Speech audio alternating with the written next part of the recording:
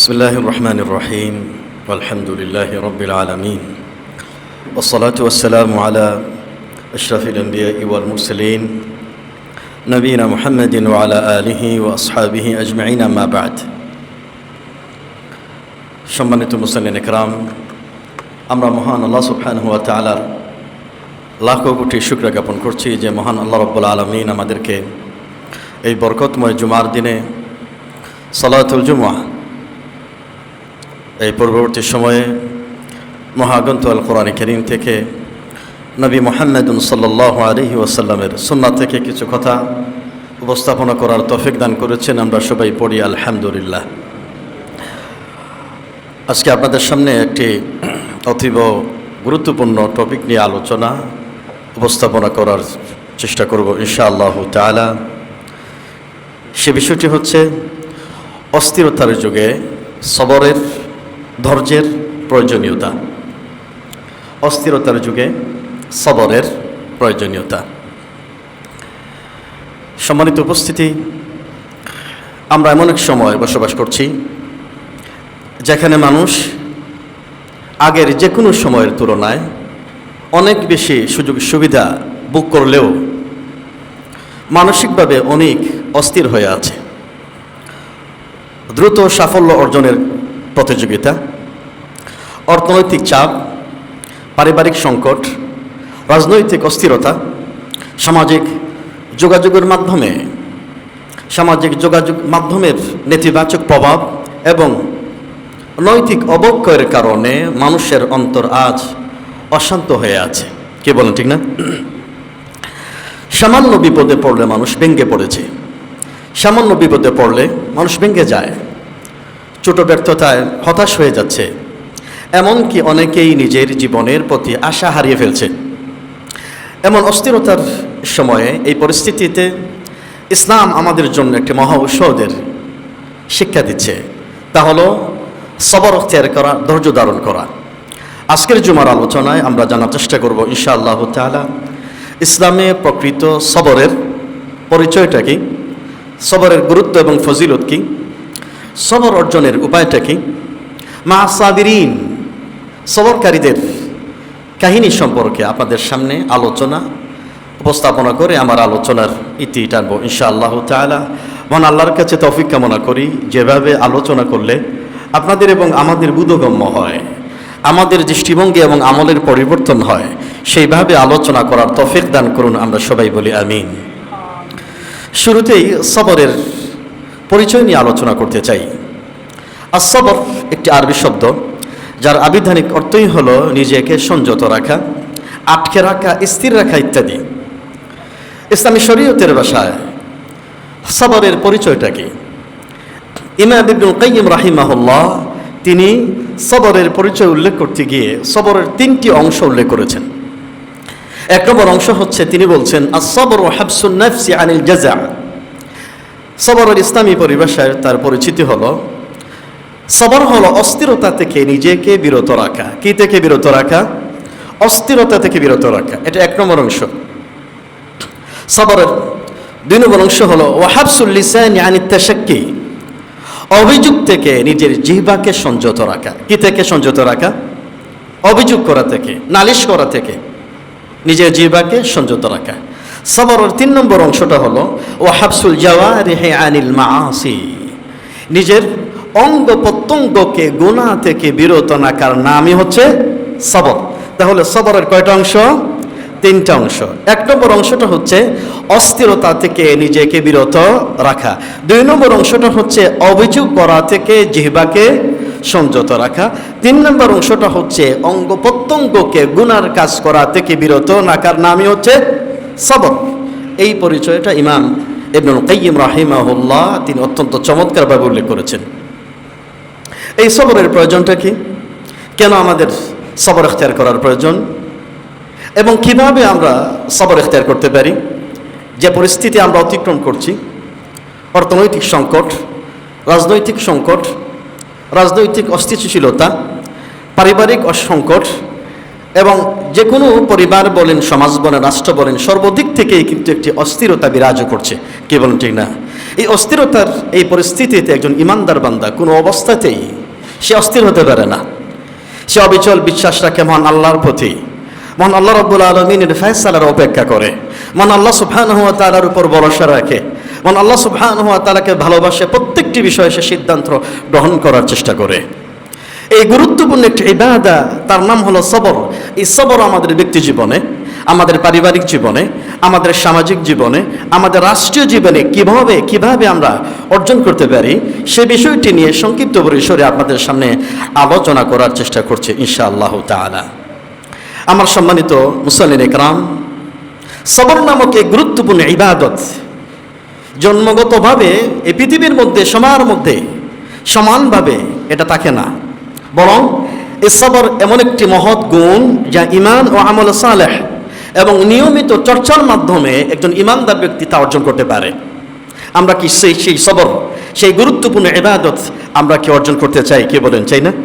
তাহলে আসুন আমরা কোরআন এবং হাদিসের আলোকে, নবী মুহাম্মদ সাল্লাল্লাহু আলাইহি ওয়াসাল্লামের জীবন আদর্শের আলোকে কিভাবে আমাদের ব্যক্তি জীবনে, পারিবারিক জীবনে, সামাজিক জীবনে সবর ইখতিয়ার করতে পারি, ধৈর্য ধারণ করতে পারি, কোরআন এবং সুন্নাহর আলোকে আমরা আলোচনা করার চেষ্টা করি। আমি ব্যক্তিগতভাবে এই জুমার আলোচনায়, এই সংক্ষিপ্ত আলোচনায়, এই পরিসরে কোরআন এবং হাদিসের আলোকে তিনটি করণীয়, তিনটি উপায় আপনাদের সামনে আলোচনা করব, যে উপায় অবলম্বন করার মধ্য দিয়ে আমাদের ব্যক্তি এবং সামাজিক জীবনে, পারিবারিক জীবনে সবর ইখতিয়ার, ধৈর্য ধারণ করার চেষ্টা করতে পারে ইনশাআল্লাহ তাআলা। এক নম্বর, সবর ইখতিয়ার করার জন্য, ধৈর্য ধারণ করার জন্য এক নম্বর যে উপায় হলো, যে করণীয় হলো সবরের গুরুত্ব, ফজিলত এবং পুরস্কারের কথা স্মরণ করা। কি করা? এক নম্বর, সবর ইখতিয়ার করার জন্য, ধৈর্য ধারণ করার জন্য আমাদের উপায় হলো, করণীয় হলো, পদ্ধতি হলো সবরের গুরুত্ব, ফজিলত এবং পুরস্কারের কথা কি করা? স্মরণ করা। মানুষ বিপদে পড়লে তার জন্য কষ্টকর হয়ে যায়। সে যদি সবরের গুরুত্বের কথা স্মরণ করতে পারে, সে যদি সবরের ফজিলতের কথা স্মরণ করতে পারে, সে যদি, যে ব্যক্তি সবর, ধৈর্য ধারণ করে, তার জন্য মহান আল্লাহ সুবহানাহু ওয়া তাআলা দুনিয়া এবং আখিরাতে কি পরিমাণ পুরস্কার তার জন্য বিনিময় অপেক্ষা করছে, সে বিষয়টি যদি স্মরণ করতে পারে, বর্তমান এই পরিস্থিতিতে, সংকটময় পরিস্থিতিতে, ওই পরিস্থিতি মোকাবেলা করা তার জন্য সহজ হবে না কঠিন হবে? সহজ হয়ে যাবে।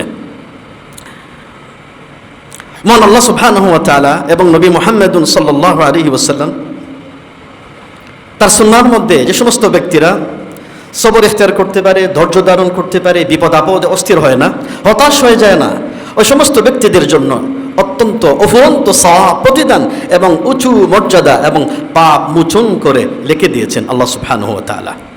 কোরআন কারীমের মধ্যে সূরাতুজ জুমারের 10 নম্বর আয়াতে মহান আল্লাহ সুবহানাহু ওয়া তাআলা সবরকারীদের মর্যাদা সম্পর্কে, সম্মান সম্পর্কে আল্লাহ রাব্বুল আলামিন তিনি ইরশাদ করছেন, ইন্নামা ইউওয়াফাস সাবিরুনা আজরাহুম বিগাইরি হিসাব। নিশ্চয়ই যারা সবর ইখতিয়ার করে, ধৈর্য ধারণ করে, মহান আল্লাহ রাব্বুল আলামিন অগণিত পুরস্কার তাদেরকে দান করবেন। সবরকারীদের জন্য অগণিত পুরস্কার, বিগাইরে হিসাব, এমন পুরস্কার দান করবেন যে পুরস্কারের কোনো হিসাব নিকাশ নেই মহান আল্লাহর কাছে। সুবহানাল্লাহি বিহামদি। এই জন্য যে হাদিসটি সহিহ মুসলিমের মধ্যে বর্ণিত হয়েছে, আল্লাহর নবী মুহাম্মদ সাল্লাল্লাহু আলাইহি ওয়াসাল্লাম সবরকারীদের ব্যাপারে, ধৈর্যশীলদের ব্যাপারে বলতে গিয়ে বলেছেন, মা ইউসিবুল মুমিনা মিন ওয়াসাবিন ওয়ালা নাসাবিন ওয়ালা সাকামিন ওয়ালা হাযানিন হাত্তাল হাম ইউহিম্মুহু ইল্লা কুফিরা বিহি মিন সাইয়্যাতিহি। কোন ঈমানদার ব্যক্তি যখন কোনো রোগ, ক্লান্তি, অসুস্থতা, দুঃখ কিংবা এমনকি মনের দুশ্চিন্তায় আক্রান্ত হয়, আমরা মনের দুশ্চিন্তায় মাঝে মধ্যে আক্রান্ত হই কি হয় কিনা? কে বলেন হয় কি হয় না? নবী সাল্লাল্লাহু আলাইহি ওয়াসাল্লাম বললেন, হাত্তাল হাম ইউহিম্মুহু, এমনকি কোনো ঈমানদার বান্দা যদি দুশ্চিন্তায় আক্রান্ত হয়, ওই বান্দা সবর ইখতিয়ার করে, ধৈর্য ধারণ করে, মহান আল্লাহ রাব্বুল আলামিন এসবের বিনিময়ে তার গুনাহগুলি মাফ করে দিয়ে দিবেন। সুবহানাল্লাহি বিহামদিহি। এই সবরের ইতিহাস, এই সবরের নমুনা আমাদের সালফে সালেহিন, আম্বিয়া একরাম আলাইহিমুস সালাতু ওয়াস সালাম আমাদের জন্য উজ্জ্বল দৃষ্টান্ত স্থাপন করেছেন। নবী আইয়ুব আলাইহিস সালাতু ওয়াস সালাম, আল্লাহ রাব্বুল আলামিন তাকে সবরের সর্বোচ্চ পরীক্ষা করেছিলেন। তিনি ছিলেন ধন, সম্পদ, সন্তান, সন্ততি এবং সুস্বাস্থ্যের অধিকারী, কিন্তু আল্লাহ সুবহানাহু ওয়া তাআলা তার ঈমান এবং ধৈর্যের এমন পরীক্ষা নিলেন, তার কাছ থেকে সন্তান দূরে সরে গেল, তার কাছ থেকে তার পরিবার দূরে সরে গেল, তার কাছ থেকে তার আত্মীয় স্বজন, এলাকার মানুষরা দূরে সরে পড়ল। আল্লাহ নবী আইয়ুব আলাইহিস সালাতু ওয়াস সালাম এমন কঠিন পরীক্ষায়, এমন কঠিন রোগে আক্রান্ত হলেন, এত বড় বিপদ।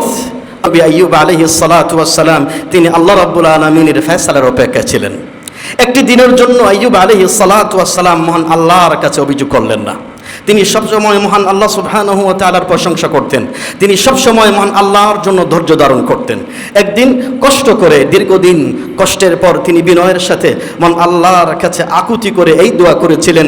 মহান আল্লাহ সুবহানাহু ওয়া তাআলা তার এই কথা কোরআনুল কারীমের মধ্যে সূরাতুল আম্বিয়া 83 নম্বর আয়াতে আইয়ুব আলাইহিস সালাতু ওয়াস সালামের আকুতি, এই দোয়ার কথা ভাবেই তিনি বলছেন, ওয়া আইয়ুবা ইয নাদা রাব্বাহু আন্নী মাসসানিয়াদ-দুররু ওয়া আনতা আরহামুর রাহিমিন। হে নবী মুহাম্মদ সাল্লাল্লাহু আলাইহি ওয়াসাল্লাম, স্মরণ করুন সেই নবী আইয়ুব আলাইহিস সালাতু ওয়াস সালামের কথা, যে আইয়ুব আলাইহিস সালাতু ওয়াস সালাম মহান আল্লাহকে ডেকে বলেছিলেন, হে আমার রব, আমাকে দুঃখ কষ্ট স্পর্শ করেছে, ওয়া আনতা আরহামুর রাহিমিন, আর আপনি তো সকল দয়ালুর চেয়ে অধিক দয়ালু। তিনি কিন্তু মহান আল্লাহর কাছে অভিযোগ করছেন না, তিনি কিন্তু মহান আল্লাহর কাছে বলছেন না, হে আল্লাহ, তুমি আমাকে এত কষ্ট করে দিচ্ছ, বছর পর বছর ধরে আমার পরিবার পরিজন সব ছেড়ে আমাকে চলে গিয়েছে, আমার কাছ থেকে দূরে সরে গিয়েছে, আমি এত অসুস্থ, এত কষ্ট অনুভব করছি, তুমি আমাকে সুস্থতা দান করো। তিনি কিন্তু এইভাবে কিন্তু মহান আল্লাহর কাছে দোয়া করেননি। তিনি এমন সুন্দরভাবে দোয়া করেছিলেন, হে আল্লাহ, হে আমার রব, আমাকে দুঃখ কষ্ট স্পর্শ করেছে, ও আনতা আরহামুর রাহিমিন, আর তুমি হলেন মহান দয়ালু। সুবহানাল্লাহ। মহান আল্লাহ রাব্বুল আলামিন আল্লাহর নবী আইয়ুব আলাইহিস সালাতু ওয়াস সালামের এই দোয়া, এই আকুতি শুনলেন এবং আল্লাহ রাব্বুল আলামিন সাথে সাথে তিনি উত্তর দিয়ে দিলেন, ফাস্তাজাবনা লাহু ফাকাশাফনা মা বিহি মিন দুররিন ওয়া আতাইনাহু আহলাহু ওয়া মিথলাহুম মাআহুম রাহমাতাম মিন ইনদিনা ওয়া যিকরা লিল আবিদিন। আল্লাহ রাব্বুল আলামিন বলেন, অতঃপর আমি আইয়ুব আলাইহিস সালাতু ওয়াস সালামের দোয়া কবুল করলাম এবং তার দুঃখ কষ্ট দূর করে দিলাম, তার পরিবারকে আবার তার কাছে ফিরিয়ে দিয়ে দিলাম। এটা কে করলেন? আল্লাহ সুবহানাহু ওয়া তাআলা। এরপরে মহান আল্লাহ রাব্বুল আলামিন সূরাতুস সাদের 42 নম্বর আয়াতে আইয়ুব আলাইহিস সালাতু ওয়াস সালামের রোগ মুক্তি নিয়ে তিনি এভাবেই বললেন, উরকুত বিরিজলিকা হাদা মুগতাসালুন বারিদুন ওয়া শারাব। হে আল্লাহর নবী আইয়ুব আলাইহিস সালাতু ওয়াস সালাম, তুমি তোমার পা দিয়ে ভূমিতে জমিনে আঘাত করো, এত গোসলের জন্য শীতল পানি এবং পান করার জন্য উপকারী পানি। আইয়ুব আলাইহিস সালাতু ওয়াস সালাম মহান আল্লাহ রাব্বুল আলামিনের এই নির্দেশ পালন করলেন এবং সঙ্গে সঙ্গে আইয়ুব আলাইহিস সালাতু ওয়াস সালামকে আল্লাহ রাব্বুল আলামিন রোগ মুক্তি দান করে দিয়ে দিলেন। আল্লাহ রাব্বুল আলামিন তাকে সুস্থতা ফিরিয়ে দান করে দিলেন। আল্লাহ রাব্বুল আলামিন পূর্বের তুলনায় তাকে আরো সুন্দর উপকার, সুন্দর উপহার বিনিময় তাকে দান করলেন। এরপরে আল্লাহ সুবহানাহু ওয়া তাআলা আইয়ুব আলাইহিস সালাতু ওয়াস সালাম কি পরিমাণ সবরকারী বান্দা ছিলেন, কি পরিমাণ ধৈর্যশীল আল্লাহর নবী ছিলেন, আন্দাল বান্দা ছিলেন, আল্লাহ রাব্বুল আলামিন নিজেই তিনি সাক্ষী দিচ্ছেন, ইন্না ওয়াজাদনাহু সাবিরা নি'মাল আবদু ইন্নাহু আওয়াব। নিশ্চয়ই আমি আল্লাহ রাব্বুল আলামিন আইয়ুব আলাইহিস সালাতু ওয়াস সালামকে ধৈর্যশীলদের মধ্যে পেয়েছি। তিনি কতই না উত্তম বান্দা, নিশ্চয়ই তিনি ছিলেন মহান আল্লাহ রাব্বুল আলামিনের সর্বদা, আল্লাহ রাব্বুল আলামিনের প্রতি সর্বদা প্রত্যাবর্তনকারী। শুধু তাই নয়, আল্লাহ নবী মুসা আলাইহিস সালাতু ওয়াস সালামের মায়ের ধৈর্যের কাহিনী শোনাতে চাই। কি পরিমাণ ধৈর্যশীল ছিলেন, কি পরিমাণ আল্লাহ রাব্বুল আলামিন তাকে সবর দান করেছিলেন। ফেরাউনের অত্যাচারের সময় যখন আল্লাহ রাব্বুল আলামিন মুসা আলাইহিস সালাতু ওয়াস সালামের মায়ের কাছে ওহী প্রেরণ করলেন, ওয়া আওহাইনা ইলা উম্মি মুসা, হে মুসার মা, তুমি তোমার এই দুগ্ধ সন্তানকে তুমি পানির মধ্যে, সাগরের মধ্যে ফেলে দাও। চিন্তা করুন, একজন মায়ের জন্য এটা কত কঠিন পরীক্ষা। একদম নিজের চলে যাওয়ার টুকরা সন্তানকে সাগরের মধ্যে ফেলে দেবেন, উত্তাল ঢেউয়ের মধ্যে ফেলে দেবেন, এটাকে চারটিখানি কথা। কিন্তু মুসা আলাইহিস সালাতু ওয়াস সালামের মা মহান আল্লাহর প্রতি তার এত অবিচল আস্থা ছিল, ভরসা ছিল, তিনি এই কঠিন মুসিবতের মধ্যে এত ধৈর্যশীল ছিলেন। মহান আল্লাহ রাব্বুল আলামিন মুসা আলাইহিস সালাতু ওয়াস সালামের মাকে বললেন, ইন্না রাদ্দুহু ইলাইকি ওয়া জাইলুহু মিনাল মুরসালিন। হে মুসা আলাইহিস সালাতু ওয়াস সালামের মা, তুমি ধৈর্যহারা হলে চলবে না, মহান আল্লাহর প্রতি ভরসা করো। তুমি তোমার সন্তানকে সাগরের মধ্যে ফেলে দিলেও আমি আল্লাহ রাব্বুল আলামিন তোমার কোলে, তোমার কাছে ফেরত দিয়ে দিব। শুধু ফেরত দেব না, নবী বানিয়ে তোমাকে তোমার কাছে ফেরত দিয়ে দিব। সুবহানাল্লাহি বিহামদিহি। তেমনি ভেবে আল্লাহর নবী ইউসুফ আলাইহিস সালাতু ওয়াস সালামের ধৈর্যের কাহিনী শোনাতে চাই। ইউসুফ আলাইহিস সালাতু ওয়াস সালামের যত ভাই ছিলেন সব ভাই তার সাথে হিংসা বিদ্বেষ করত। ইউসুফ আলাইহিস সালাতু ওয়াস সালামকে কূপে নিক্ষিপ্ত করা হয়েছিল। ইউসুফ আলাইহিস সালাতু ওয়াস সালামকে দাস হিসেবে বিকৃত করা হয়। ইউসুফ আলাইহিস সালাতু ওয়াস সালামকে অন্যায়ভাবে বছরের পর বছর ধরে কারাগারে তিনি বন্দী হিসেবে জীবনযাপন করেছিলেন। তবু আল্লাহর নবী ইউসুফ আলাইহিস সালাতু ওয়াস সালাম ধৈর্য ধারণ করেছিলেন। আল্লাহর প্রতি অবিচল আস্থা ছিল, আল্লাহর প্রতি ভরসা ছিল, যার ফলশ্রুতিতে মহান আল্লাহ রাব্বুল আলামিন পরবর্তীতে মিশরের সিংহাসনে বাদশা হিসেবে আল্লাহ কবুল করেছিলেন। তার কারণটা কি? মহান আল্লাহ রাব্বুল আলামিন আল্লাহ নবী ইউসুফ আলাইহিস সালাতু ওয়াস সালামের কি পরিমাণ ধৈর্য ছিল, সবর ছিল, এই বিষয়ে মহান আল্লাহ রাব্বুল আলামিন সূরা ইউসুফের 90 নম্বর আয়াতে তিনি কি বলেন? ইন্নাহু মাইয়াত্তাকি ওয়া ইয়াসবির ফাইন্নাল্লাহা লা ইউযী'উ আজরাল মুহসিনিন। নিশ্চয়ই যারা তাকওয়ার অবলম্বন করে এবং সবর ধৈর্য ধারণ করে আল্লাহ রাব্বুল আলামিন কখনোই সৎকর্মশীলদের আমল বিনষ্ট করেন না। এই ইউসুফ আলাইহিস সালাতু ওয়াস সালামকে কূপে নিক্ষেপ করা হয়েছে, জেলের মধ্যে বন্দী রাখা হয়েছে, দাস হিসাবে বিক্রি করা হয়েছে। তিনি আল্লাহর জন্য সবর করেছিলেন, যার ফলশ্রুতিতে মহান আল্লাহ রাব্বুল আলামিন তাকে উত্তম বিনিময় দান করেছিলেন। আল্লাহ রাসূল সাল্লাল্লাহু আলাইহি ওয়াসাল্লামের জলিলুল কদর সাহাবী ইয়াসির রাদিয়াল্লাহু আনহু এবং তার পরিবারের কাহিনী সবরের ক্ষেত্রে শোনাতে চাই। ইয়াসির রাদিয়াল্লাহু আনহু এবং তার স্ত্রী সুমাইয়া আউয়ালু শাহীদাতিন ফিল ইসলাম, যিনি ইসলামের প্রথম শাহীদা মহিলাদের মধ্যে ছিলেন, এবং তার পুত্র আম্মার রাদিয়াল্লাহু আনহু। এই তিনজনেই যখন ইসলামের প্রথম যুগের অগ্রগণ্য মুসলিমদের সাহাবীদের অন্তর্ভুক্ত ছিলেন। মুশরিকরা, কুরাইশ মুশরিকরা, তারা ইসলাম কবুল করার কারণে চরম পর্যায়ে নির্যাতনের স্টিম রোলার তাদের উপর চালিয়ে দিয়েছিল। এমনকি আল্লাহর দুশমন আবু জেহেল ইসলামের প্রথম শাহীদা সুমাইয়া রাদিয়াল্লাহু আনহার লজ্জাস্থানে বর্ষা দিয়ে আঘাত করে তাকে দুনিয়া থেকে বিদায় করে শহীদ করে দিয়েছিল। যখনই নবী মুহাম্মদ সাল্লাল্লাহু আলাইহি ওয়াসাল্লাম তাদের বাড়ির সামনে দিয়ে অতিক্রম করতেন, আর নবী মুহাম্মদ সাল্লাল্লাহু আলাইহি ওয়াসাল্লাম তিনি দেখতে পেতেন ইয়াসির রাদিয়াল্লাহু আনহু এবং তার পরিবারকে কঠিন পরিস্থিতির সম্মুখীন হচ্ছিলেন, কঠিন পরীক্ষার মধ্যে পড়ে গিয়েছিলেন। কুরাইশ মুশরিকরা তাদেরকে শাস্তি দিচ্ছিল, আর নবী মুহাম্মদ সাল্লাল্লাহু আলাইহি ওয়াসাল্লাম ইয়াসির রাদিয়াল্লাহু আনহুকে লক্ষ্য করে বলতেন, সাবরান আলা ইয়াসির ফা ইন্না মাউইদাকুমুল জান্নাহ। হে আলে ইয়াসিরের পরিবার, হে আলে ইয়াসিরের বংশধর, একটু ধৈর্য ধারণ করো, অচিরেই আল্লাহ রাব্বুল আলামিন তোমাদের জন্য জান্নাত প্রস্তুত করে রেখে দিয়েছেন। সুবহানাল্লাহি বিহামদিহি। তাদের এই অসীম ধৈর্য, ঈমান, আল্লাহর প্রতি ঈমান, আল্লাহর প্রতি অবিচল আস্থা কিয়ামত পর্যন্ত সকল ঈমানদার বান্দাদের জন্য উজ্জ্বল দৃষ্টান্ত হয়ে থাকবে ইনশাআল্লাহ তাআলা। তাহলে আমার সম্মানিত উপস্থিত মুসল্লিন ইকরাম, আমাদের এই গুরুত্বপূর্ণ ইবাদত সবর, ধৈর্য ধারণ করার জন্য, ধৈর্যের উপায় অবলম্বন করার জন্য প্রথম যে করণীয় হচ্ছে, সে করণীয়টা হচ্ছে আমাদেরকে সবরের গুরুত্ব, ফজিলত এবং পুরস্কারের প্রতি বেশি বেশি কি করা, স্মরণ করা। যত বেশি মহান আল্লাহ রাব্বুল আলামিন সবরের প্রতি যে গুরুত্ব আরোপ করেছেন, কোরআন এবং হাদিসে এত বেশি ফজিলত বর্ণিত হয়েছে, এবং দুনিয়া এবং আখিরাতে সবরকারীদের জন্য এত বেশি বিনিময় আল্লাহ রাব্বুল আলামিন প্রস্তুত করে রেখে দিয়েছেন। একজন ঈমানদার বান্দা যদি এই সমস্ত ফজিলতের কথা, গুরুত্বের কথা, বিনিময়ের কথা, প্রতিদানের কথা স্মরণ করতে পারে, ওই সমস্ত ব্যক্তিদের জন্য, ঈমানদার বান্দাদের জন্য সবর করা, ধৈর্য ধারণ করা সহজ হবে না কঠিন হবে? বলেন আপনারা, সহজ হয়ে যাবে ইনশাআল্লাহ। 2 নম্বর করণীয় এবং উপায় অবলম্বন, সবর কিভাবে অর্জন করতে পারি? এই সবর অর্জন করার জন্য বিপদ মুসিবতে আমাদের দুশ্চিন্তা দূর করতে, আমাদের জীবন থেকে অস্থিরতা দূর করতে সব সময় ভরসা করতে হবে কার প্রতি? সবাই বলেন কার প্রতি? আল্লাহর প্রতি। কোরআনুল কারীমে এটাকে বলা হয় আত-তাওয়াক্কুলু আলাল্লাহ। সর্বাবস্থায় ভরসা করতে হবে কার প্রতি? আল্লাহর প্রতি। বিপদ আপদে দুশ্চিন্তা দূর করতে, আমাদের জীবন থেকে অস্থিরতা দূর করতে আত-তাওয়াক্কুলু আলাল্লাহ, আল্লাহর প্রতি ভরসা করা মানে আল্লাহর পক্ষ থেকে একটা গুরুত্বপূর্ণ একটি নিয়ামত। আপনি আপনার জীবনে, ব্যক্তিগত জীবনে, পারিবারিক জীবনে, সামাজিক জীবনে যদি আল্লাহর প্রতি ভরসা করতে পারেন, আল্লাহ রাব্বুল আলামিন মনের যে স্থিরতা রয়েছে, মনের যে প্রশান্তি রয়েছে, অন্তরের যে নিশ্চয়তা রয়েছে, সব ধরনের পথকে আল্লাহ রাব্বুল আলামিন আপনার জন্য উন্মুক্ত করে দিয়ে দিবেন।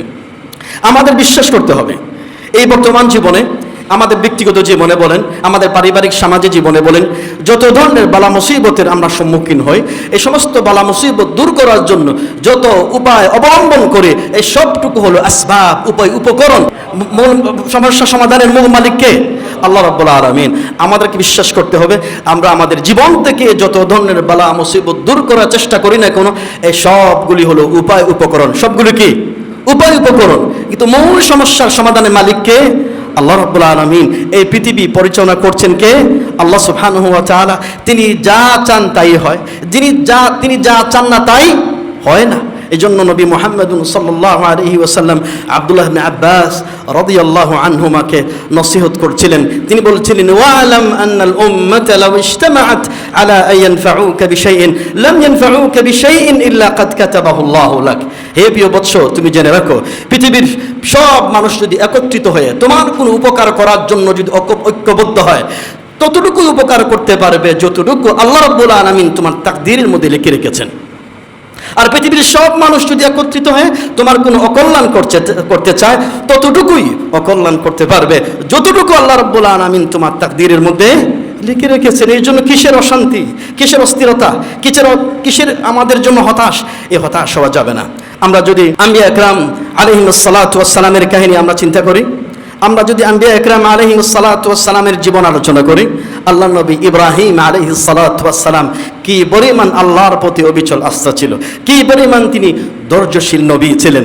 আল্লাহ নবী ইব্রাহিম আলাইহিস সালাতু ওয়াস সালামকে যখন তার জাতি বিশাল অগ্নিকুণ্ডে আগুনের মধ্যে নিক্ষেপ করার সিদ্ধান্ত গ্রহণ করে, তখন সেই সময় মুশরিকরা, সেই সময় কাফির বেঈমানরা ইব্রাহিম আলাইহিস সালাতু ওয়াস সালামকে শক্ত করে বেঁধে নিয়ে আগুনে তারা নিক্ষেপ করেছিলেন।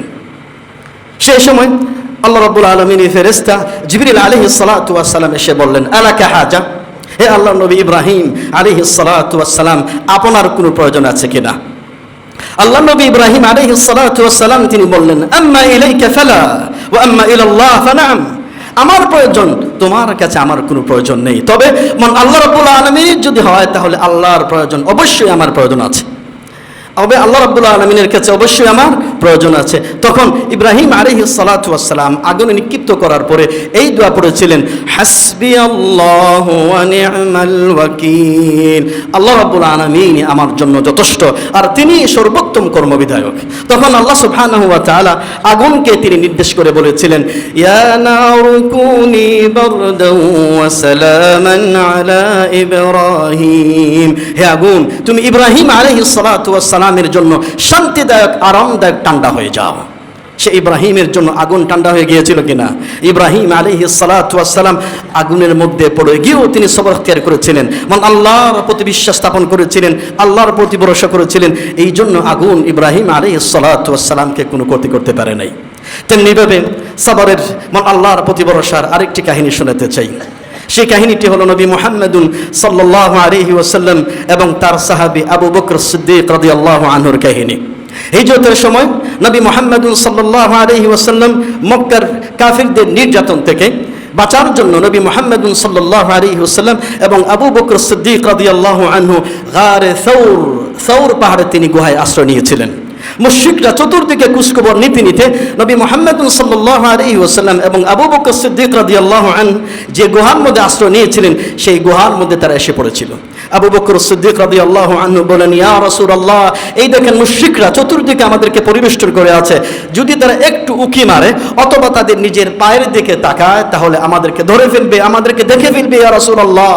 তখন নবী মুহাম্মদ সাল্লাল্লাহু আলাইহি ওয়াসাল্লাম আবু বকর সিদ্দিক রাদিয়াল্লাহু আনহুর বক্তব্য শুনে তিনি আবু বকর সিদ্দিক রাদিয়াল্লাহু আনহুকে বলেছিলেন, ইয়া আবা বকরিন মা যান্নুকা বিইসনাইনি আল্লাহু সালিসুহুমা। হে আবু বকর, তোমার কি মনে হয়, তোমার কি ধারণা, আমরা এই জায়গাতে দুইজন আমরা এখানে উপস্থিত আছি, তোমার কি মনে হয় মা যান্নুকা বিইসনাইনি আল্লাহু সালিসুহুমা, আমরা দুইজন হলো, এখানে তৃতীয় আরেকজন আছেন, তিনি হলেন আল্লাহ সুবহানাহু ওয়া তাআলা, যেখানে আল্লাহ আমাদের সাথে আছেন সে আল্লাহর উপর ভরসা করছি, সবর ইখতিয়ার করছি।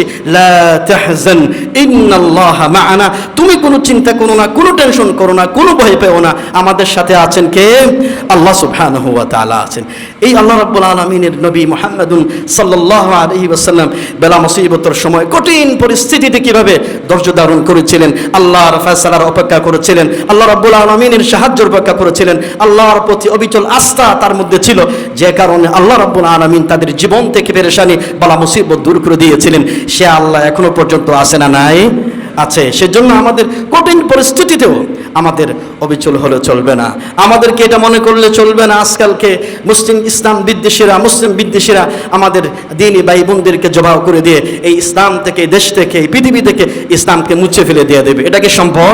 এটা কোনো অবস্থায় সম্ভব নয়। কারণ আল্লাহ রাব্বুল আলামিন এই দিন ইসলামকে আল্লাহ রাব্বুল আলামিন মনোনীত করেছেন, এই দিন ইসলামকে প্রেরণ করেছেন লিইয়ুযহিরাহু আলা দ্বীনি কুল্লিহি, এই পৃথিবীর সকল মতবাদের উপরে, সকল আদিয়ানের উপরে, মানুষের তৈরি করা যত মতবাদ আছে এই মতবাদের উপরে ইসলামকে বিজয় করার জন্যই আল্লাহ রাব্বুল আলামিন ইসলাম নামক এই জীবন ব্যবস্থা আমাদের উপহার দিয়েছেন। এই জন্য পৃথিবীর কোনো মানুষের ফুৎকারে, কোনো ষড়যন্ত্রের মাধ্যমে এই পৃথিবী থেকে ইসলামকে নিশ্চিহ্ন করা যাবে না। এই জন্য হতাশ হওয়া চলবে না, নিজের মধ্যে, কলিজার মধ্যে আল্লাহর প্রতি অবিচল আস্থা রাখেন। এটা ছিল 2 নম্বর করণীয়। 3 নম্বর করণীয়,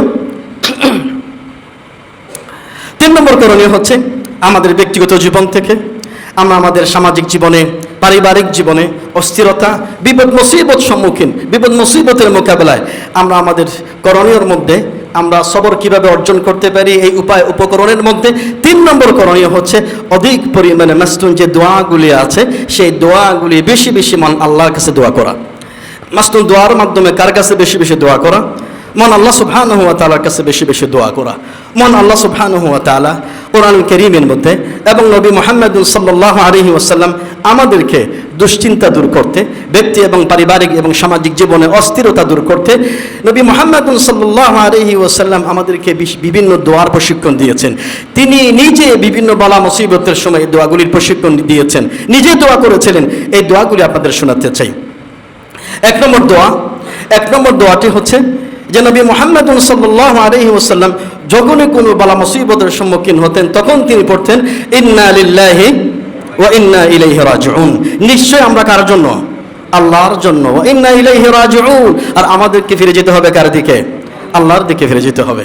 আমরা আমাদের সমাজে যখন কোনো লোক মারা যায় তখন এই দোয়াটি আমরা পড়ি। আসলে এই দোয়াটি শুধুমাত্র কোনো ব্যক্তি মারা গেলে এই দোয়াটি পড়ার সাথে, ব্যক্তি মারার সাথে এই দোয়াটি শুধুমাত্র সম্পর্কিত নয়।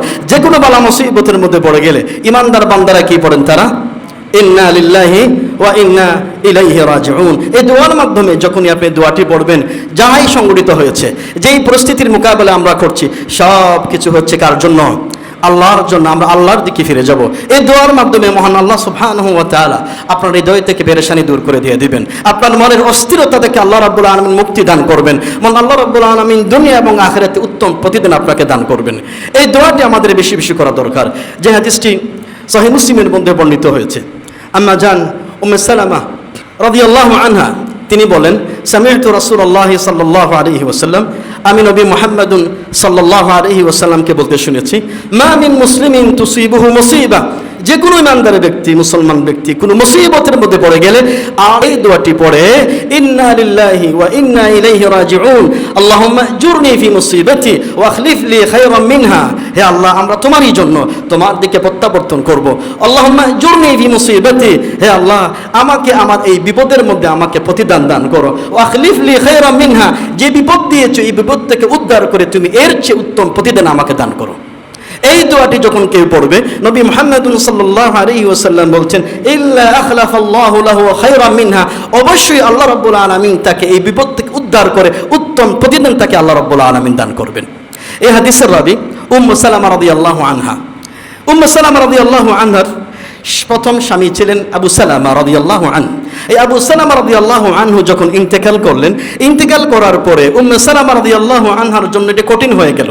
তার পারিবারিক জীবন কিভাবে তিনি অতিবাহিত করবেন? তার কোনো স্বামী নেই, তার কোনো অভিভাবক নেই, অবস্থায় তিনি নবী মুহাম্মদ সাল্লাল্লাহু আলাইহি ওয়াসাল্লামের এই শেখানো দোয়া তিনি অধিক হারে পড়া শুরু করে দিয়া দিলেন। তিনি পড়তে লাগলেন, ইন্না লিল্লাহি ওয়া ইন্না ইলাইহি রাজিউন, আল্লাহুম্মা জুরনি ফি মুসিবাতি, হে আল্লাহ এই মুসিবতের মধ্যে আমাকে উত্তম প্রতিদান দান করো, সওয়াব দান করো, ওয়া আখলিফ লি খায়রিম মিনহা, এবং এর চেয়ে উত্তম পুরস্কার, উত্তম প্রতিদান আমাকে কিছু দান করো। উম্মে সালামা রাদিয়াল্লাহু আনহা তিনি তার স্বামী ইন্তেকাল করার পরে এই দোয়াটি অধিক হারে পড়া শুরু করে দিয়ে দিলেন। পরবর্তীতে উম্মে সালামা রাদিয়াল্লাহু আনহা তিনি বললেন, আমার স্বামীর ইন্তেকালের কিছুদিন পরে আল্লাহ রাব্বুল আলামিন নবী মুহাম্মদ সাল্লাল্লাহু আলাইহি ওয়াসাল্লামকে স্বামী হিসেবে কবুল করে নিয়ে নিলেন। সুবহানাল্লাহ, এই দোয়ার কত ফজিলত, এই দোয়ার কত পাওয়ার রয়েছে, সুবহানাল্লাহ। আমরা অনেক সময় এই দোয়াগুলি খুব অবহেলা করি। দুই নম্বর যে দোয়াটি, সেই দোয়াটি কোরআনুল কারীমের মধ্যে সূরাতুল বাকারার 250 নং আয়াতে আল্লাহ রাব্বুল আলামিন এই দোয়াটি আমাদের শিক্ষা দিয়েছেন, রব্বানা আফরিগ আলাইনা সাবরা ওয়া সাব্বিত আকদামানা, হে আমাদের রব আমাদের উপর প্রচুর ধৈর্য ধারণ করার জন্য প্রচুর ধৈর্য নাজিল করুন, আমরা যাতে ধৈর্য ধারণ করতে পারি সেই জন্য আমাদের তৌফিক দান করুন। রব্বানা আফরিগ আলাইনা সাবরা, আমাদের উপর প্রচুর ধৈর্য বর্ষণ করুন। ওয়া সাব্বিত আকদামানা, আমাদের পদক্ষেপকে আপনি সুদৃঢ় রাখুন। এই দোয়াটি কোরআন কারীমের সূরাতুল বাকারা 250 নম্বর আয়াতে ঈমানদার বান্দাদেরকে আল্লাহ রাব্বুল আলামিন শিক্ষা দিয়েছেন। দোয়ার মধ্যে আরেকটি দোয়া, যেই দোয়াটি রাসূলুল্লাহ সাল্লাল্লাহু আলাইহি ওয়াসাল্লাম কঠিন মুসিবতের সময় তিনি এই দোয়াটি পড়তেন, ইয়া হাইয়ু ইয়া কাইয়ুম বিরহমাতিকা আস্তাগীথ, হে চিরঞ্জীব, হে অবিনশ্বর সত্তা, আমি আপনার রহমতের ওসিলায় আপনার কাছে প্রার্থনা করছি। এইভাবে যদি কোনো ইমানদার বান্দা দোয়া করতে পারে, মন আল্লাহ রাব্বুল আলামিন যত পেরেশানি থাকুক, যত অস্থিরতা থাকুক, এই সমস্ত অস্থিরতা থেকে আল্লাহ রাব্বুল আলামিন শান্তি বিরাজ তার জন্য করে দিয়ে দিবেন। তেমনিভাবে নবী মুহাম্মদ সাল্লাল্লাহু আলাইহি ওয়াসাল্লাম যখন কঠিন মুসিবতের মধ্যে পড়ে যেতেন, 4 নম্বর দোয়া নবী মুহাম্মদ সাল্লাল্লাহু আলাইহি ওয়াসাল্লাম শিক্ষা দিয়েছেন। তিনি বলতেন, আল্লাহু রাব্বি লা উশরিকু বিহি শাইআ, আল্লাহ আমার রব, আমি তার সাথে কোনো কিছুকে শরীক স্থাপন করি না। তেমনিভাবে নবী মুহাম্মদ সাল্লাল্লাহু আলাইহি ওয়াসাল্লাম পঞ্চম আরেকটি দোয়া তার উম্মতকে শিক্ষা দিয়েছেন। বালা মুসিবতের মধ্যে পড়ে গেলে কোনো ব্যক্তি যদি এই দোয়াটি করতে পারে, মহান আল্লাহ রাব্বুল আলামিন যত ধরনের বালা মুসিবত থাকুক সে বালা মুসিবত থেকে আল্লাহ রাব্বুল আলামিন উদ্ধার করে দিয়ে দিবেন। এই দোয়াটি কি? এই দোয়াটি ইমাম আহমদ রাহিমাহুল্লাহ তার মুসনাদের মধ্যে উল্লেখ করেছেন।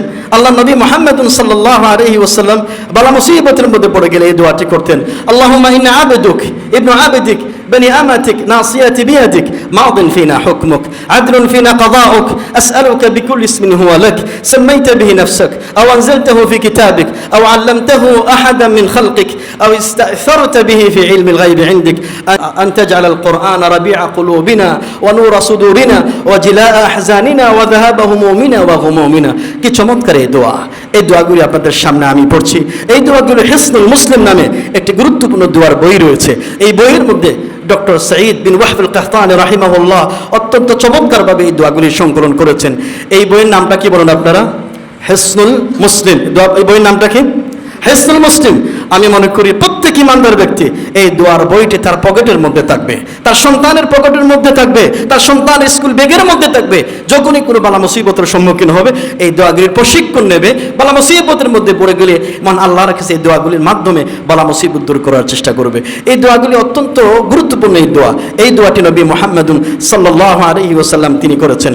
তেমনিভাবে 6 নম্বর আরেকটি দোয়া, কঠিন কোনো বিষয় কঠিন হয়ে গেলে, পরীক্ষার সময় কোনো বিষয় কঠিন হয়ে গেলে, অথবা অন্যান্য কোনো পরিস্থিতি আপনার জন্য কঠিন হয়ে গেলে, কষ্টকর হয়ে গেলে নবী মুহাম্মদ সাল্লাল্লাহু আলাইহি ওয়াসাল্লাম এই দোয়াটি পড়তেন, আল্লাহুম্মা লা সাহলা ইল্লা মা জাআলতাহু সাহলা ওয়া আনতা তাজআলুল হুজনা ইযা শি'তা সাহলা। হে আল্লাহ, আপনি যা কিছু সহজ করেছেন তা ছাড়া অন্য কোনো কিছুই সহজ হতে পারে না। আপনি চাইলে প্রত্যেকটি মানুষের দুঃখ কষ্টকে আপনি সহজ করে দিতে পারেন। কি বলেন, ঠিক না? এই দোয়াগুলি আমরা করার চেষ্টা করব। এই দোয়ার যে কি প্রভাব রয়েছে, হয়তো আমরা এই দোয়ার প্রভাবগুলি অনেকে উপলব্ধি করতে পারি না। আমরা আমাদের ব্যক্তিগত জীবনে, বাড়ির জীবনে আমাদের সমস্যা সমাধান করার সবগুলি দরজা আমরা নক করি, কিন্তু মহান আল্লাহর দরজা আমরা নক করতে ভুলে যাই। আলাইহি ওয়াসাল্লামের ঘটনা, বদর যুদ্ধে নবী মুহাম্মদ সাল্লাল্লাহু আলাইহি ওয়াসাল্লাম কাফির মুশরিকদের বিরুদ্ধে যুদ্ধ ঘোষণা করেছেন। নবী মুহাম্মদ সাল্লাল্লাহু আলাইহি ওয়াসাল্লাম এই বদর যুদ্ধে দীর্ঘ দোয়া করেছিলেন। নবী মুহাম্মদ সাল্লাল্লাহু আলাইহি ওয়াসাল্লাম মাসনুন দোয়ার মাধ্যমে সবর এবং মহান আল্লাহর প্রতি অবিচল আস্থা সাহায্য লাভের মাধ্যমে সর্বশ্রেষ্ঠ একটি উদাহরণ স্থাপন করেছিলেন বদর যুদ্ধের ময়দানে। বদর যুদ্ধে মুসলমানদের সংখ্যা ছিল 313 জন। কতজন? 313 জন মুজাহিদ, 313 জন সাহাবী যারা বদর যুদ্ধে অংশগ্রহণ করেছিলেন। আর কুরাইশদের সংখ্যা ছিল 1000-এর উপরে। বাহ্যিকভাবে মুসলমানদের জয়ের কোনো সম্ভাবনাই ছিল না, কারণ মুসলমানদের সংখ্যা কম না বেশি? কম ছিল। এই জন্য বাহ্যিকভাবে মুসলমানদের জয়ের কোনো সম্ভাবনাই ছিল না। এই সংকটময় মুহূর্তে নবী মুহাম্মদ সাল্লাল্লাহু আলাইহি ওয়াসাল্লাম বদর যুদ্ধে সব ধরনের জাগতিক প্রস্তুতি গ্রহণ করার পাশাপাশি আল্লাহর কাছে এত দীর্ঘ সময় ধরে দোয়া করতে থাকেন। তিনি নবী মুহাম্মদ সাল্লাল্লাহু আলাইহি ওয়াসাল্লাম বদর যুদ্ধের প্রান্তরে দুহাত উঁচু করে আকাশের দিকে এমনভাবে কাঁদতে কাঁদতে দোয়া করছিলেন। হঠাৎ করে নবী মুহাম্মদ সাল্লাল্লাহু আলাইহি ওয়াসাল্লামের দুই কাঁধের উপরে চাদর ছিল, চাদরটা পর্যন্ত মাটির মধ্যে পড়ে গেল। আবু বকর সিদ্দিক রাদিয়াল্লাহু আনহু এসে নবী মুহাম্মদ সাল্লাল্লাহু আলাইহি ওয়াসাল্লামের চাদরটি তুলে নবী মুহাম্মদ সাল্লাল্লাহু আলাইহি ওয়াসাল্লামের কাঁধের উপরে তুলে দিলেন। তারপরে তিনি বললেন, ইয়া রাসূলুল্লাহ, আপনি এত কাকুতি মিনতি করে দোয়া করছেন, আপনার এই দোয়া মুসলমানদের বিজয়ের জন্য যথেষ্ট হয়ে যাবে ইয়া রাসূলুল্লাহ, আর দোয়া করার প্রয়োজন হবে না। এরপরেই নবী মুহাম্মদ সাল্লাল্লাহু আলাইহি ওয়াসাল্লাম মুসলমানদেরকে আল্লাহ রাব্বুল আলামিন বদর যুদ্ধে ঐতিহাসিক বিজয় দান করেছিলেন। আমার সম্মানিত ভাইরা, আমরা আমাদের জাগতিক প্রস্তুতির পাশাপাশি মহান আল্লাহ রাব্বুল আলামিনকে বলে চলবে না। আমরা দোয়া করব, আমরা মহান আল্লাহর উপর ভরসা করব। সকল ধরনের সবরের ক্ষেত্রে, গুরুত্বের ক্ষেত্রে, ফজিলতের ক্ষেত্রে সব ধরনের কথা স্মরণ রাখবো। পাশাপাশি আমরা পরিস্থিতি মোকাবেলায় সব ধরনের প্রস্তুতি, জাগতিক প্রস্তুতি আমরা কি করব? আমরা গ্রহণ করব। আল্লাহ সুবহানাহু ওয়া তাআলা কোরআনে কারীমে সূরাতুল আনফালের মধ্যে এভাবেই তিনি ইরশাদ করেছেন, ওয়া'আইদ্দু লাহুম মাসতাতা'তুম মিন কুওয়া, তোমরা মুশরিকদের মোকাবেলায় যত ধরনের শক্তির প্রয়োজন, পারিবারিক শক্তির প্রয়োজন, শরীরের শক্তির প্রয়োজন, অর্থনৈতিক শক্তির প্রয়োজন, রাজনৈতিক শক্তির প্রয়োজন, রাষ্ট্রীয় শক্তির প্রয়োজন, সব ধরনের শক্তি তোমরা অর্জন করে তারপরে মহান আল্লাহর প্রতি অবিচল আস্থা গ্রহণ করো, মহান আল্লাহর প্রতি ভরসা করো, সবর ইখতিয়ার করো। তাহলেই মহান আল্লাহ সুবহানাহু ওয়া তাআলা তোমাদের যত দুশ্চিন্তা আছে, অস্থিরতা আছে, কঠিন পরীক্ষা আছে, সবগুলি কঠিন পরীক্ষা মহান আল্লাহ রাব্বুল আলামিন তোমাদের জন্য সহজ করে দিয়ে দিবেন। আমার সম্মানিত উপস্থিতি, আমরা এতক্ষণ যেমন পর্যন্ত আপনাদের সামনে অস্থিরতার যুগে সবরের প্রয়োজনীয়তা, সবরের গুরুত্ব নিয়ে আমরা আলোচনা করলাম। বর্তমান সময়ে যে আমরা কঠিন সময় অতিক্রম করছি, রাজনৈতিক অস্থিরতা, অর্থনৈতিক সংকট, পারিবারিক সংকট, মুসলমানদের চারিত্রিক অবক্ষয়, এই সবগুলি এই পরিস্থিতি দেখে একজন ইমানদার বান্দা হতাশ হয়ে যেতে পারে। একজন ইমানদার বান্দা সে মনে করতে পারে আল্লাহ রাব্বুল আলামিন ইসলাম নামক যে জীবন ব্যবস্থা দিয়েছেন, ইসলাম হয়তো মুসলমানরা আর বিজয় লাভ করতে পারবে না, আমরা হয়তো মাথা উঁচু করে দাঁড়াতে পারবো না, মুসলমানরা তাদের ইজ্জত নিয়ে, সম্মান নিয়ে পৃথিবীর এই বুকে হয়তো দাঁড়াতে পারবে না। প্রকৃত অর্থে ইমানদার বান্দা কোনো অবস্থায়, যে কোনো পরিস্থিতিতে সে বিচলিত হয় না। সে ভরসা করে কার উপরে? আল্লাহর উপরে ভরসা করে। সে দুশ্চিন্তায় ভুগে না, সে সুচিন্তিতভাবে পরিকল্পনা গ্রহণ করে সুদূর পানে সে এগিয়ে চলার চেষ্টা করে, মানে আল্লাহর প্রতি ভরসা রাখে। অবিচল আস্থার মাধ্যমেই সে বর্তমান পরিস্থিতির এই সংকট মোকাবেলা অতিক্রম করার চেষ্টা করে। আমার সম্মানিত উপস্থিতি, আপনাদের সামনে সবর অর্জন করার জন্য কয়টি উপায় উপকরণ আলোচনা করেছি? বলেন না, কয়টি উপায় উপকরণ আলোচনা করেছি? 3টি উপায় উপকরণ কোরআন এবং হাদিসের আলোকে আলোচনা করেছি। সবর ইখতিয়ার করার জন্য, ধৈর্য ধারণ করার জন্য, সবর নামক গুরুত্বপূর্ণ ইবাদত অর্জন করার জন্য 1 নম্বর উপায়, 1 নম্বর করণীয় বলেছিলাম সবরের গুরুত্ব, ফজিলত ও পুরস্কারের কথা স্মরণ করা। 1 নম্বর করণীয় কি বলেন? সবরের গুরুত্ব, ফজিলত এবং পুরস্কারের কথা কি করা? স্মরণ করা। 2 নম্বরের করণীয় আপনাদের সামনে আলোচনা করেছিলাম বলা মুসিবতের মধ্যে আমরা যখনই পড়ে যাই তখন আমাদেরকে কেবলমাত্র ভরসা করতে হবে কার উপরে? আল্লাহ সুবহানাহু ওয়া তাআলার উপরে। 3 নম্বর করণীয় আপনাদের সামনে আলোচনা করেছিলাম বলা মুসিবতের মোকাবেলা করতে, অস্থিরতা দূর করতে, বলা মুসিবত এই পরিস্থিতির সংকটময় পরিস্থিতি অতিক্রম করার জন্য অধিক পরিমাণে কোরআন সুন্নাহ বর্ণিত দোয়াগুলি বেশি বেশি দোয়া করা কার কাছে? আল্লাহর কাছে দোয়া করো। আসুন না আজকের এই আলোচনার আলোকে আমরা আমল করার চেষ্টা করি। ব্যক্তিগত জীবনে, পারিবারিক জীবনে আমাদের প্রশিক্ষণ দিই, সন্তানদের সেভাবে প্রশিক্ষণ দিয়ে গড়ে তোলার চেষ্টা করি, আমাদের বন্ধু বান্ধবদের মধ্যে আশার আলো জাগ্রত করার চেষ্টা করি। আল্লাহ সুবহানাহু ওয়া তাআলা এই পৃথিবী সৃষ্টি করেছেন, এই মানুষ সৃষ্টি করেছেন। এই পৃথিবীর মানুষের মধ্যে আল্লাহ রাব্বুল আলামিন জীবন পরিচালনার জন্য আল্লাযী খালাকাল মাউতা ওয়াল হায়াতা, জীবন এবং মৃত্যু সৃষ্টি করেছেন। লিয়াবলুয়াকুম আইয়ুকুম আহসানু আমালা, আল্লাহ রাব্বুল আলামিন পরীক্ষা করার পরীক্ষার জন্যই সৃষ্টি করেছেন। এই পরীক্ষায় আমরা যেন উত্তীর্ণ হতে পারি, আমরা যেন হতাশ না হয়ে যাই, বিচলিত না হয়ে যাই।